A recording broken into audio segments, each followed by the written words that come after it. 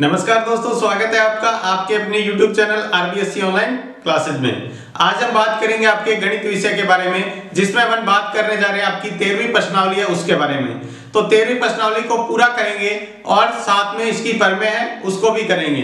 तो देख लेते हैं पहले, उससे पहले 13वीं प्रश्नावली की कुछ बेसिक, अगर बेसिक समझ में आ गया तो 13वीं प्रश्नावली अपन आसानी से कर सकते हैं। तो 13वीं प्रश्नावली है वो है वर्त की स्पर्श रेखा के बारे में। स्पर्श रेखा क्या होती है, ठीक है, और किस किस तरह के इसमें सवाल है उसके बारे में अपन बात करेंगे। तो शुरू करते हैं अपनी 13वीं प्रश्नावली, जिसमें अपन बात करेंगे स्पर्श रेखा के बारे में। तो सबसे पहले देख लेते हैं स्पर्श रेखा होती क्या है। तो सबसे पहले देखते हैं स्पर्श रेखा के बारे में।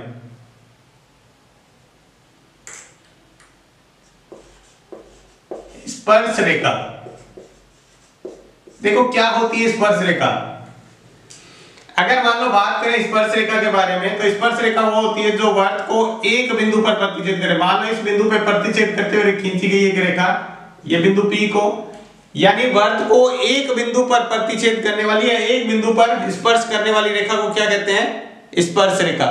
वर्त को एक बिंदु पर स्पर्श करने वाली रेखा कहलाती है स्पर्श रेखा, ठीक है। उसके बाद बात करें अपन एक वर्त पर, देखो ये जो पॉइंट क्लियर कर रहे हैं, ये बहुत सारे पॉइंट है जिसमें से एक एक नंबर का क्वेश्चन आपसे पूछ सकता है, तो उसके बारे में अपन, और ये इसके बहुत सारी बेसिक जानकारियां भी मिलेगी। तो आपसे पूछे एक वर्त में कितनी स्पर्श रेखा होती है, एक वर्त पर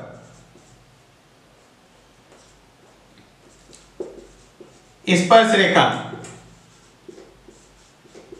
कितनी हो सकती है एक वर्ष के। देखो एक रेखा मैंने यहां खींच दी, एक रेखा यहां खींच दी, इसी तरह एक रेखा यहाँ पे, एक रेखा यहाँ पे, एक रेखा यहाँ पे। तो एक वर्ष पर अपन अनंत स्पर्श रेखा खींच सकते हैं। एक वर्ष पर अनंत स्पर्श रेखा खींच सकते हैं। उसके बाद में अपन बात करते हैं एक वर्ष पर एक बिंदु से। मान लिया ये एक वर्ष है, आपसे कहे एक बिंदु से, इसी बिंदु से कितनी स्पर्श रेखा, केवल और केवल एक स्पर्श रेखा खींच सकते हैं, ठीक है। तो वर्त पर एक बिंदु से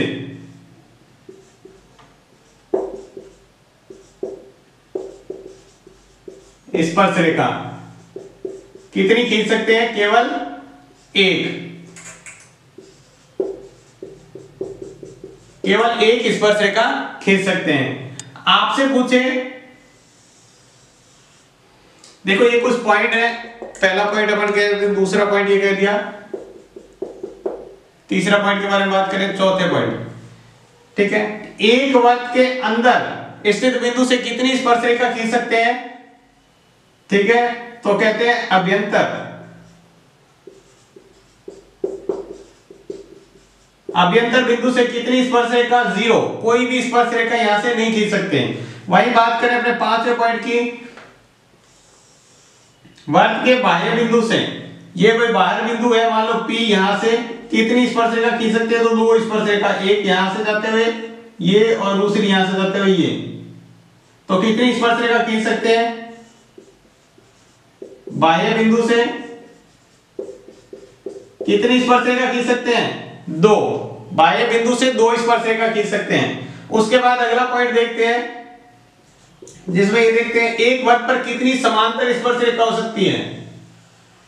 ये एक वर्त है, इसके समांतर स्पर्श रेखा केवल और केवल दो खींच सकते हैं, ठीक है। किसी साइड में खींच दो, सिर्फ दो स्पर्श रेखाएं खींच सकते हैं। तो देखो यहां पर लिखेंगे एक वर्त पर समांतर स्पर्श रेखा कितनी होती है, दो, ठीक है। तो इस तरह से अपने ये कुछ बातें ध्यान रखनी है। ये आप एक एक बात ध्यान रखें। एक वर्त स्पर्श रेखा किसे कहते हैं, केवल वर्त को एक बिंदु पर स्पर्श करें, जो वर्त को केवल एक बिंदु पर स्पर्श करें,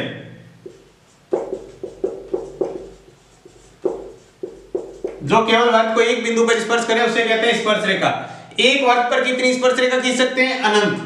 लेकिन कहते हैं एक वर्त पर एक बिंदु से तो केवल एक ही स्पर्श रेखा खींच सकते हैं। कोई भी बिंदु आपको बता दिया, उससे आप एक ही स्पर्श रेखा खींच सकते हैं।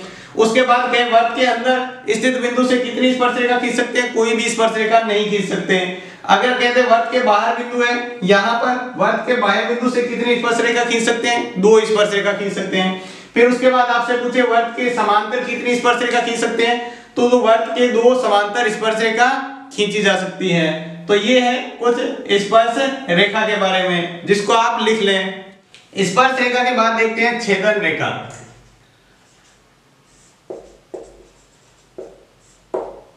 छेदन रेखा, छेदन रेखा किसे कहते हैं, देखो वर्त को जो 2 बिंदुओं पर स्पर्श करे, ये मान लो वर्त है, इसको 2 बिंदुओं पर स्पर्श करे, एक यहां पर और एक यहां पर, तो 2 बिंदुओं पर स्पर्श करें, 2 बिंदुओं पर स्पर्श करें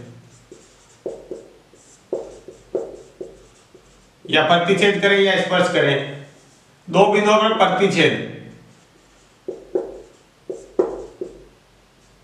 जो 2 बिंदुओं पर प्रतिच्छेद करती है उसको क्या कहते हैं, छेदन रेखा। अब आपसे देखो उसी प्रकार पूछे एक वर्त पर कितनी छेदन रेखा हो सकती है, तो अनंत। किसी तरह खींच दो, देखो ये बहुत सारी छेदन रेखा है, तो एक वर्त पर छेदन रेखा कितनी होती है, अनंत। आपको कहे एक वर्त पर एक बिंदु से, ये मान लिया बिंदु दे दिया, इससे देखो अनंत छेदन रेखा खींच सकते हैं, इस तरह से खींचते जाओ तो बहुत सारी छेदन रेखा खींच सकते हैं एक सरल। तो एक बिंदु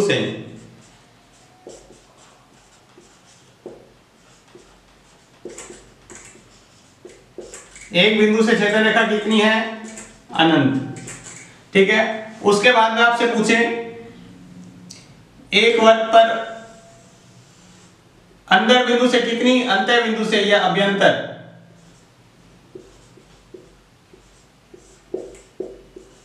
अभ्यंतर बिंदु से कितनी छेदन रेखा खींच सकते हैं, तो देखो यहां से खींचे तो बहुत सारी की सारी इसी बिंदु से जाते हुए खींच दो, तो ये भी कितना हो जाएगा, अनंत। अब आपसे पूछे एक वर्त के बाह्य बिंदु से, तो देखो बाह्य बिंदु से यहां से, तो यहां से भी अनंत खींच सकते हैं, देखो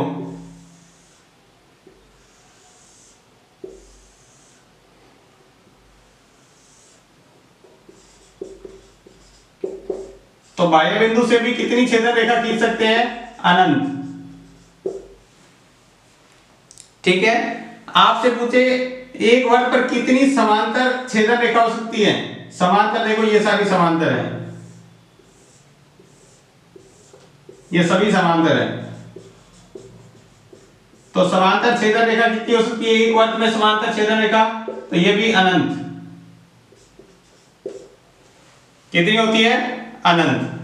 उसके बाद अपन बात करें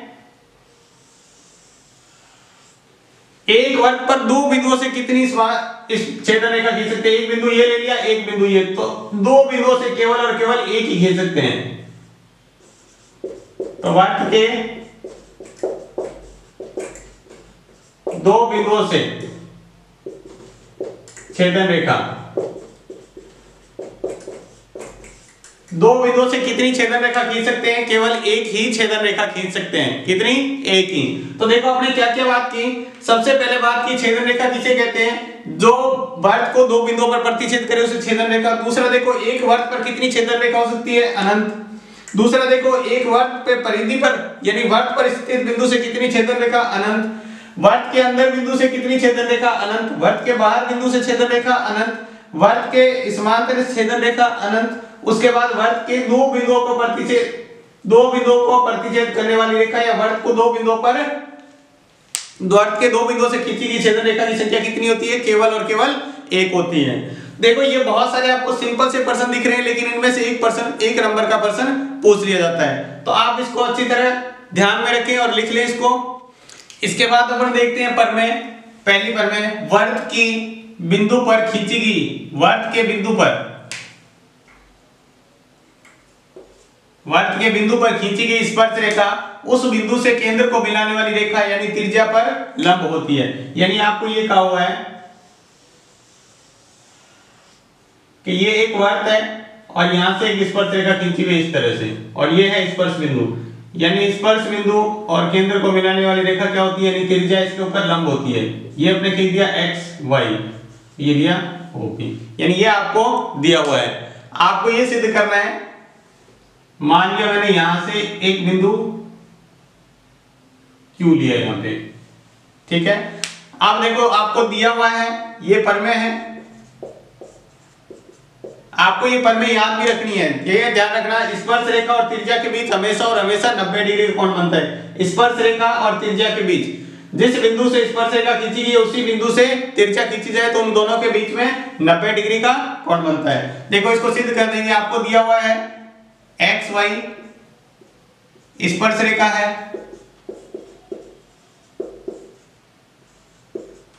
और ओपी क्या है, त्रिज्या है, वर्त की त्रिज्या है। यहां ओपी आपको दिया है त्रिज्या। आपको सिद्ध करना है जो ओपी है वो लंबवत है किसके, एक्स वाई के। रचना में देखो अपने को क्या लिया, Q को O से मिलाया,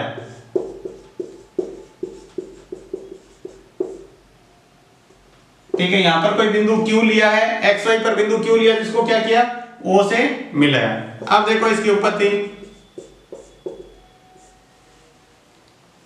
देखो स्पर्श बिंदु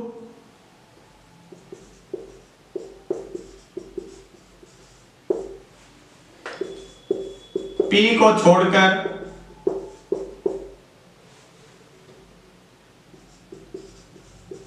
स्पर्श रेखा के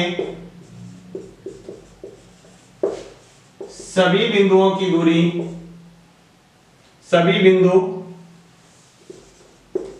वर्त से बाहर स्थित हैं। देखो सिर्फ एक P बिंदु है जो इसकी परिधि पर है, बाकी देखो यहां पर बिंदु लेंगे, यहां पर लेंगे, यहां पर कहीं पर भी ले लो, ये सारे के सारे क्या है, वर्त से बाहर है। यानी फिर अपन इसकी रेखा खींचेंगे तो ये त्रिज्या से बड़ी होगी, तो अपन कह सकते हैं यहां से जिसकी लंबाई, जिसकी O से दूरी त्रिज्या से बड़ी है, ठीक है। और अपने को ध्यान रखना है किसी केंद्र यानी किसी बिंदु और सरल रेखा के बीच की दूरी क्या होती है, न्यूनतम दूरी उस पर लंब होती है। तो यानी कि ये हम जानते हैं कि किसी बिंदु से रेखा की न्यूनतम दूरी उस रेखा पर लंब होती है। और अपने को पता है यहां पर न्यूनतम दूरी कौन सी है, इसकी त्रिज्या है। एक्स वाई से न्यूनतम दूरी कौन सी है, त्रिज्या। उसके बाद अपन कोई सा भी पॉइंट ले ले, इसको मिलाएं, किधर भी मिला दो वो सारी दूरी क्या होगी, बड़ी होगी। तो अपन क्या कह सकते हैं, ओपी लंबवत होगा किसके, एक्स वाई के, जो अपने को सिद्ध करना था। तो देखो इसके अंदर आपको थ्योरेटिकली ज्यादा याद रखना है, यानी ये भाषा याद रखनी है। क्या स्पर्श बिंदु P को छोड़कर बाकी सभी इस रेखा पर कोई भी बिंदु ले लो, वो इस त्रिज्या से क्या होगा, बड़ा होगा, ठीक है, और वर्त से बाहर होगा। तो अपन किसी बिंदु और रेखा के बीच की न्यूनतम दूरी किसे कहते हैं, जो न्यूनतम दूरी होती है वो सामने की रेखा पर क्या होती है, लंब होती है। तो लिख दिया, हम जानते हैं कि किसी बिंदु से रेखा की न्यूनतम दूरी उस रेखा पर क्या होती है, लंब होती है। तो ये देखो पहली प्रवृत्ति बिल्कुल सिंपल सी, आप इसको अच्छी तरह इसको सॉल्व भी करना है, प्रूफ भी करना है, और साथ में इसको याद भी रखना है कि त्रिज्या और स्पर्श रेखा के बीच 90 डिग्री का कोण बनता है, या त्रिज्या स्पर्श रेखा पर लंब होती है। अगली जो प्रमेय है, जो पीछे वाली प्रमेय एक का ही विलोम है, देखो इसमें क्या लिखा हुआ है, वर्त पर स्थित किसी बिंदु से खींची गई कोई रेखा त्रिज्या पर लंब हो तो वह स्पर्श रेखा होती है। देखो बिल्कुल उल्टा, वापस चित्र उसी तरह बनाना है कि मान लो ये कोई वर्त है, इस पर कोई ये इस तरह से रेखा खींची हुई है जो त्रिज्या पर क्या है, लंब है, यानी ये त्रिज्या पर लंब है। तो फिर रेखा मान ली एक्स वाई, ये बिंदु O कह दिए, ये P कह दिए, इसी तरह अपन वापस बिंदु यहां पर क्यों लिया। देखो चित्र बिल्कुल सेम बनाना है। अब इसमें दिया हुआ क्या है, जो पिछली बार अपने को सिद्ध करना था, यानी दिया हुआ है OP त्रिज्या है, ये दिया हुआ है, और OP लंबवत है एक्स वाई के। आपको जो सिद्ध करना है बिंदु P पर एक्स वाई स्पर्श रेखा है। आपको ये सिद्ध करना है। रचना में क्या किया उसी तरह लिखेंगे। एक्स वाई पर बिंदु Q को O से मिलाया, यानी आपने एक्स वाई पर कोई बिंदु Q लिया, उसको O से मिलाया। अब देखो अपन यहां से लेते हैं कि एक्स वाई पर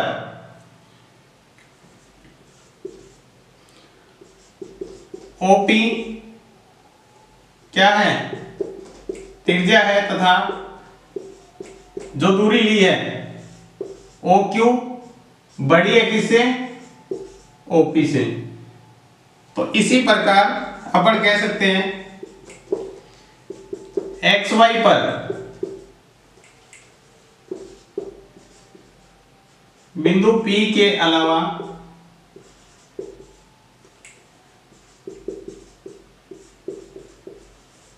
सभी बिंदु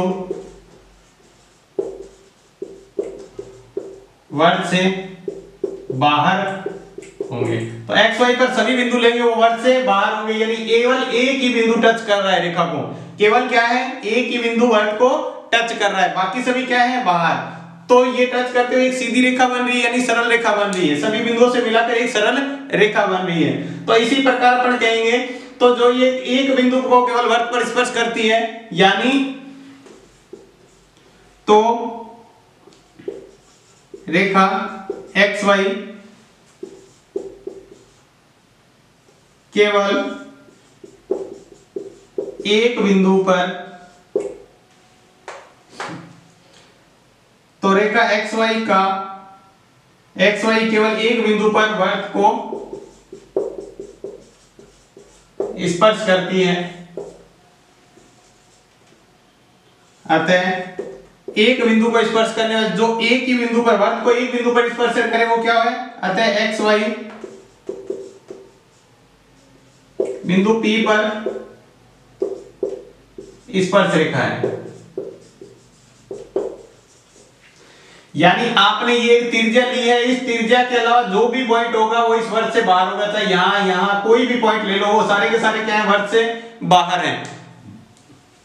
ठीक है, केवल एक ही बिंदु है वो वर्त के ऊपर स्थित है, बाकी सभी क्या है, बाहर। यानी बाकी दूरियां कोई भी Q बिंदु, R बिंदु, S ले लो, वो सारी सारी OP से क्या होंगी, बड़ी होंगी। यानी केवल एक बिंदु है वो P है, वो वर्त पर है, बाकी सभी वर्त से बाहर हैं। तो ये जो XY रेखा है उसका सिर्फ OP एक इस तरह की रेखा है जो क्या है, इसको ऊपर 90 डिग्री का कोण बना रही है, और साथ में क्या है, इसको सबसे छोटी दूरी है, यानी बाकी दूरियां बड़ी है। तो वर्त को केवल एक बिंदु पर टच कर रही है, बाकी कोई बिंदु टच नहीं करा। तो ऐसी रेखा जो वर्त को केवल एक बिंदु पर स्पर्श करे तो उसे कहते हैं उस वर्त की स्पर्श रेखा। तो अपने क्या कह दिए, यहाँ बिंदु XY क्या है, P पर स्पर्श रेखा है। XY बिंदु P पर क्या है, स्पर्श रेखा है। ये दूसरी प्रमेय थी, पहली प्रमेय का ही विलोम। उसके बाद अगली तीसरी प्रमेय देखते हैं, ये सबसे ज्यादा इंपॉर्टेंट है इस बार के लिए। आप इस प्रमेय को तो अच्छी तरह कर ही लीजिए, 13वीं प्रश्नावली में सबसे ज्यादा इंपॉर्टेंट है इस बार के लिए। देखो क्या प्रमेय है, वर्त के बाहर स्थित किसी बिंदु से वर्त पर खींची गई स्पर्श रेखाएं परस्पर समान होती है। यानी आप वर्त के बाहर, जैसे ये वर्त बनाया, ठीक है, वर्त से बाहर एक बिंदु से दो स्पर्श रेखा खींची मैंने, एक ये वर्त से बाहर बिंदु P लिया, A, ये B, ये दोनों स्पर्श रेखा परस्पर बराबर होती है। तो मैंने क्या किया, इसका वर्त का केंद्र लिया, इसको केंद्र से मिला दिया, यानी दोनों को केंद्र से मिला दिया, और साथ में इसको बिंदु को E से भी मिला दिया, इसको कह दिया O, वर्त का केंद्र O है। तो यानी आपको ये सिद्ध करना है कि दोनों स्पर्श रेखाएं बराबर है। दिया हुआ क्या है, PA तथा PB स्पर्श रेखाएं हैं। P और PB क्या है, स्पर्श रेखाएं। आपको जो सिद्ध करना है वो ये करना है कि ये दोनों बराबर हैं, यानी PA बराबर PB। रचना में हमने लिया है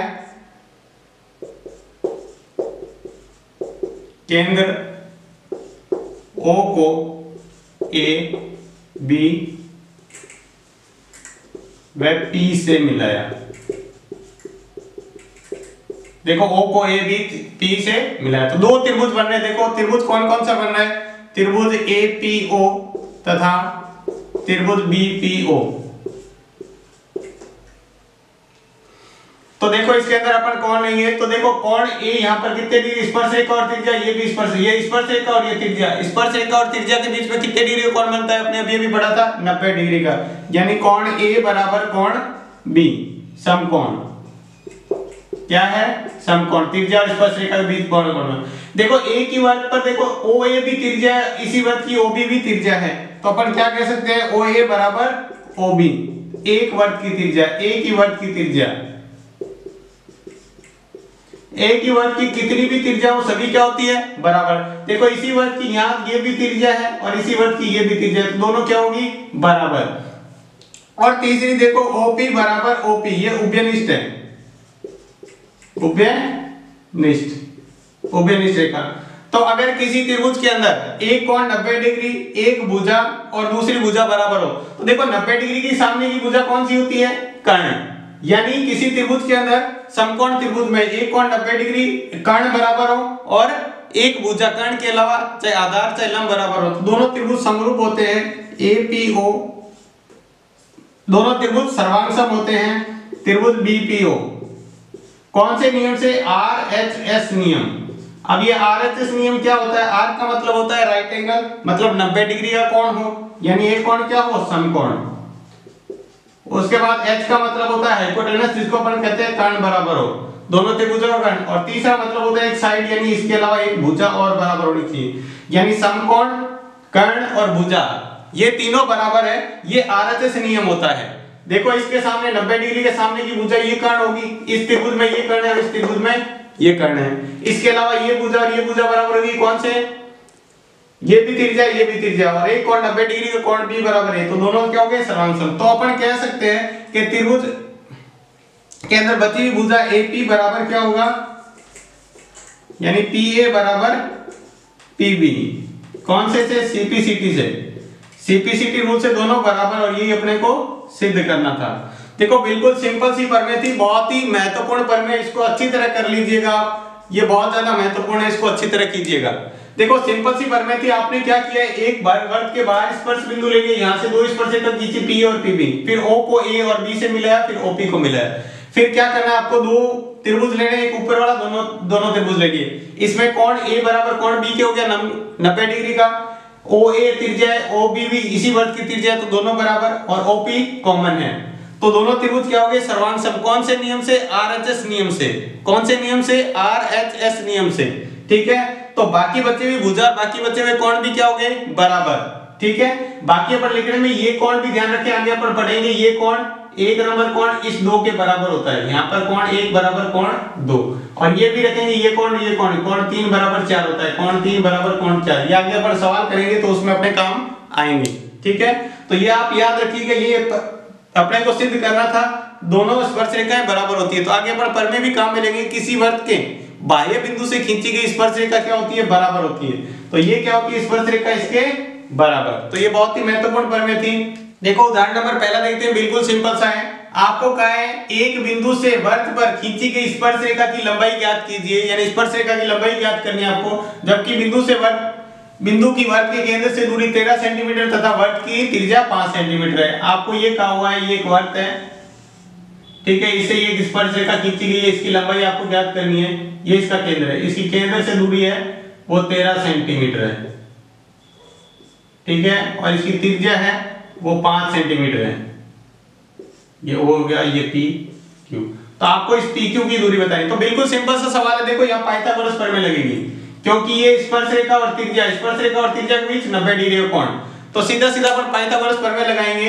तो आपको जो दिया हुआ है वो लिख लेते हैं, पहले दिया है OQ बराबर 13 सेंटीमीटर, ठीक है, OP बराबर यानी त्रिज्या बराबर 5 सेंटीमीटर, और आपको ज्ञात करना है,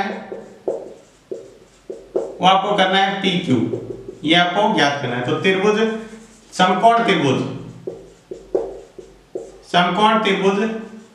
ओ पी क्यू में क्या लगाएंगे, यानी ओ क्यू का स्क्वायर यानी कर्ण स्क्वायर बराबर आधार स्क्वायर यानी पी क्यू का स्क्वायर प्लस ओ पी का स्क्वायर। तो देखो इसका मान कितना है 13 का स्क्वायर, पी क्यू अपने को ज्ञात करना है, प्लस ओ पी कितना है 5 का स्क्वायर। 13 का स्क्वायर कितना होता है 169, पी क्यू का स्क्वायर बराबर प्लस 5 का स्क्वायर 25। अब 5 को इधर लाते हैं तो 169 माइनस 25 बराबर पी क्यू का स्क्वायर। इसमें से जाएगा तो कितना बचेगा 144 बराबर पी क्यू का स्क्वायर। स्क्वायर को इधर लाएंगे तो कितना हो जाएगा अंडर 144 बराबर पी क्यू। तो पी क्यू का मान कितना आ जाएगा यहाँ पर 144 किसका वर्ग होता है 12 सेमी। तो लिख देंगे अतः स्पर्श रेखा की लंबाई बराबर 12 सेमी। स्पर्श रेखा की लंबाई कितनी हो जाएगी 12 सेमी। सिंपल सा देखो इसमें बहुत सारे सवालों में जिसमें ये मान दिया होगा उसमें 100% समकोण त्रिभुज व सूत्र ही लगेगा, पाइथागोरस प्रमेय ही लगा के इसको सॉल्व करना है। तो देखो ये बिल्कुल सिंपल सा सवाल था, आप इसको आसानी से कर सकते हैं। अगला उदाहरण देखते हैं, दूसरा बिल्कुल सिंपल है। दो सकेंद्रीय वर्तों में बड़े वर्त की जीवा यदि छोटे वर्त को स्पर्श करे तो स्पर्श बिंदु पर उस जीवा का समद्विभाजन करती है। तो स्पर्श बिंदु उस जीवा का क्या करता है समद्विभाजन। तो देखो किस तरह से आपको कहा है, पहले तो ये देखना है सकेंद्रीय वर्त किसे कहते हैं। ऐसे वर्त जिनका केंद्र एक ही हो, वर्त ज्यादा हो। जैसे देखो एक ये वर्त बनाया, एक ये वर्त बनाया, दोनों वर्तों का केंद्र एक ही है, तो ये सकेंद्रीय वर्त। यानी प्रकार को यहां रख के घुमाया एक, फिर प्रकार तो वही रखा हुआ है, थोड़ा बड़ा कर दिया प्रकार को फिर घुमाया, तो सकेंद्रीय वर्त बनते हैं ऐसे। ठीक है, इनका केंद्र एक ही है। आपको कहा है इस तरह से खींचने बड़े वर्त की जीवा छोटे वर्त की स्पर्श करें। तो ये बड़े वर्त की रेखा इसको स्पर्श करेगी। ये मान लो रेखा खींची पी क्यू, बड़े वर्त की तो क्या है ये जीवा है और छोटे वर्त की स्पर्श रेखा। यहां मान लो मैंने इसको ऐसे मिलाया, ये बिंदु ओ हो गया, इसको यहां से और यहां से मिला दिया। ठीक है, फिर आपको सवाल के हिसाब से करते हैं। देखो जो आपको दिया हुआ है वो लिख लेते हैं। आपको दिया हुआ है पी क्यू बड़े वर्त की जीवा तथा छोटे वर्त की स्पर्श रेखा है। आपको जो सिद्ध करना है वो ये करना है कि ये इसको समद्विभाजन करता है। यहां पर बिंदु मान लिया कोई M, तो आपको ये सिद्ध करना है पी एम बराबर एम क्यू, यानी ये इसको समद्विभाजित कर रहा है। तो देखो अपन यहां पर लेते हैं, रचना में लिखते हैं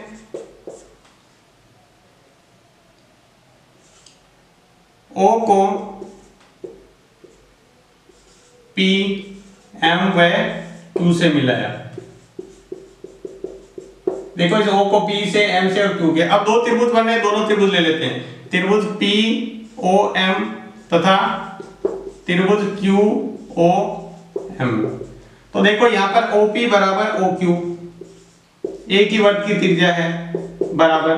दूसरा अपन लेंगे कौन सा OM बराबर OM, उभयनिष्ठ। और लास्ट है कोण M बराबर कोण N। देखो अपन क्या कहेंगे, ये इसके ऊपर क्या होती है लंब होती है, तो कोण M बराबर N समकोण।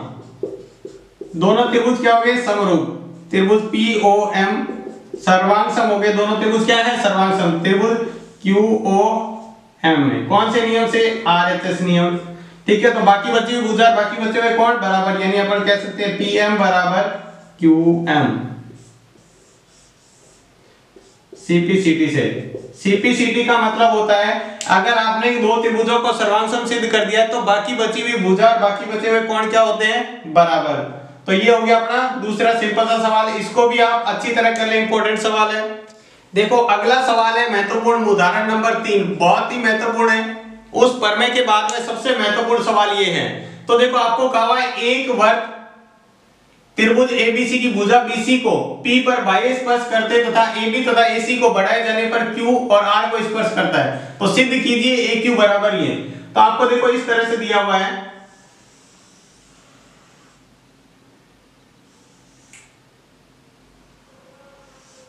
देखो इस चित्र को थोड़ा ध्यान से बनाएंगे।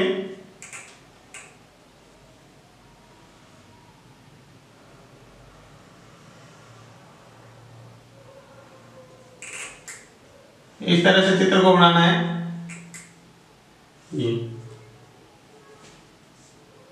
ये स्पर्शरेखा इसकी, ये देखो ए हो गया, ठीक है, बी सी, ये बी और सी को बाह्य स्पर्श कर रहा है, यहाँ पे है क्यू और ये आर, ठीक है।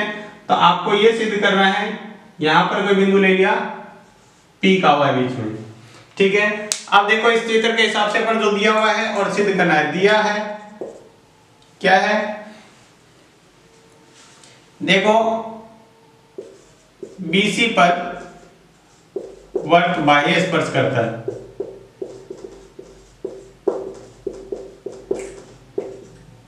आपको जो सिद्ध करना है वो ये करना है कि AQ बराबर 1/2 इंटू त्रिभुज ABC की परिमिति, परिमिति का मतलब होता है परिमाप, ठीक है। तो देखो अपन इसको लेके हल करते हैं। तो सबसे पहले लिख लेते हैं त्रिभुज ABC की परिमिति क्या होती है। ABC की परिमिति है AB plus BC plus CA, यानी तीनों भुजाओं का योग। अब देखो यहाँ पर क्या है, अपन ये लेते हैं कि एक वर्त की दो बाह्य बिंदु से खींची गई, ये देखो स्पर्शरेखा AQ और AR क्या होती है, वर्त के बाह्य बिंदु से खींची गई स्पर्शरेखा की लंबाई बराबर। तो AQ बराबर AR, ये लिख देंगे परिमेय से, ठीक है। इसी तरह देखो यहाँ पर भी एक स्पर्शरेखा और ये भी एक स्पर्शरेखा, यानी BP बराबर BQ, ये भी परिमेय से। इसी तरह ये भी देखो बिंदु C से दो स्पर्शरेखा है, CP और CR, ये हो गया समीकरण 1, 2 और 3। अब अपन क्या करते हैं, देखो दो स्पर्शरेखा लेते हैं, एक कौन कौन सी, AQ plus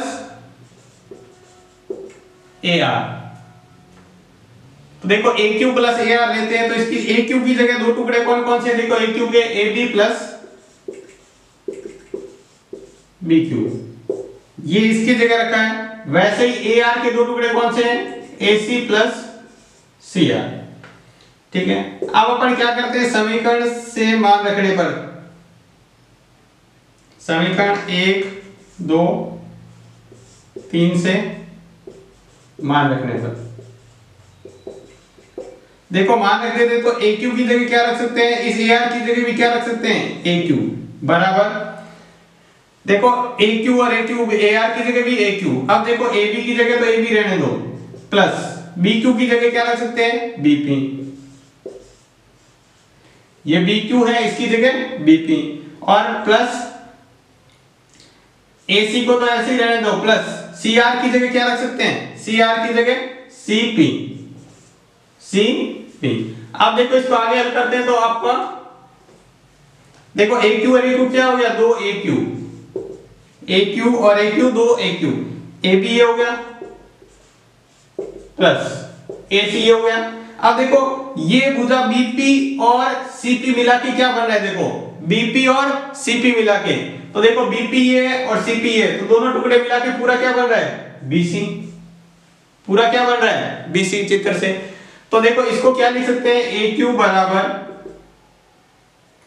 1/2 AB plus BC plus CA। ये AB plus BC plus CA क्या है, ये त्रिभुज ABC की परिमिति है, तो त्रिभुज ABC की परिमिति जो अपने को सिद्ध करना था। तो देखो ये एक सिंपल सा सवाल था, बहुत ज्यादा इंपॉर्टेंट, बहुत ही ज्यादा इंपॉर्टेंट सवाल है, इसको आप अच्छी तरह कीजिएगा, ये पेपर में आ सकता है। तो आज की क्लास में बस इतना ही। क्लास आपको कैसी लगी हमें कमेंट बॉक्स में लिखकर जरूर बताएं। अगली क्लास में हम बात करेंगे 13.1 जो प्रश्नावली, उसके जो प्रश्नावली के महत्वपूर्ण सवाल हैं उनके बारे में। तो आज की क्लास में बस इतना ही। अगर क्लास आपको अच्छी लगी है तो प्लीज लाइक करें, सब्सक्राइब करें और ज्यादा से ज्यादा लोगों को इसको शेयर करके बताएं।